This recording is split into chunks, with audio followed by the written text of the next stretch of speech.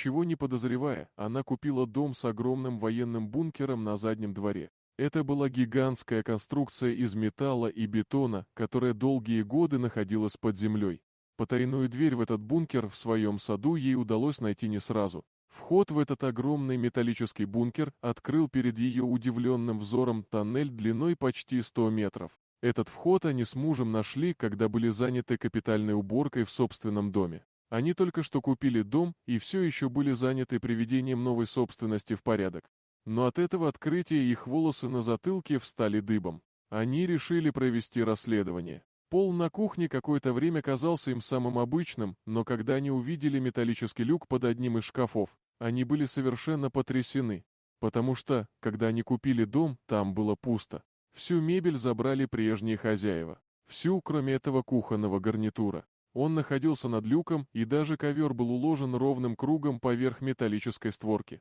Шкафы отодвинули в сторону, и крышка люка открылась. И то, что они нашли внутри, было невероятно. Женщина подумала, что там может быть небольшой подвал внизу. Когда шкафы отодвинули и дыра открылась, домовладелица Линдси с трудом могла поверить в то, что увидела. Но то, что она обнаружила, было совершенно невероятным. Это ее шокировало.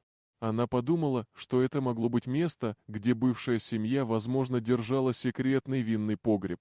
Дыра уходила вглубь земли примерно на 30 метров. С края ямы свисала старая ржавая лестница. Пришло время узнать, что находится в глубине этого тоннеля. В тот момент никто не мог предположить, что этот тоннель приведет к огромному бункеру на заднем дворе. Это было настолько узкое отверстие, что ее муж Флинт едва мог пролезть через него. Линдси страдала клаустрофобией и решила помогать мужу сверху, не подвергая себе опасности.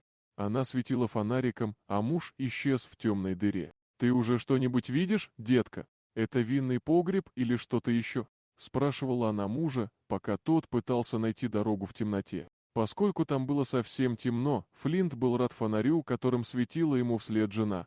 Спустившись на дно шахты, он увидел длинный туннель, наверное, метров 100 длиной. Флинт побежал по туннелю, а Линдси следила за ним по рации над землей. Она чувствовала себя в безопасности в то время, как между ними было около метра грунта. Она все еще могла отчетливо слышать мужа. «Что ты видишь, дорогой?»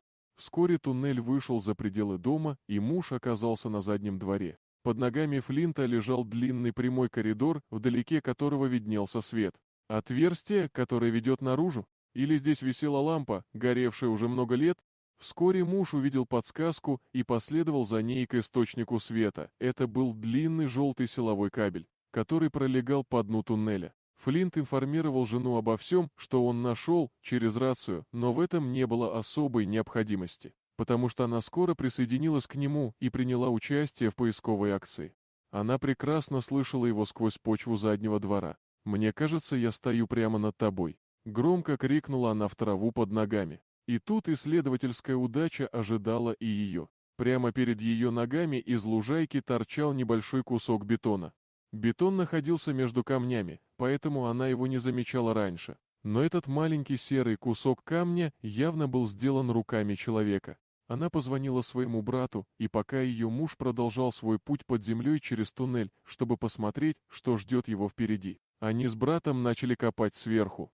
Они посмотрели в откопанную ими дыру и увидели ее мужа Флинта, стоящего в полутьме. И это было не единственное, что они только что откопали. Флинт сказал им, что здесь находится большая железная дверь, но он не сможет открыть ее самостоятельно.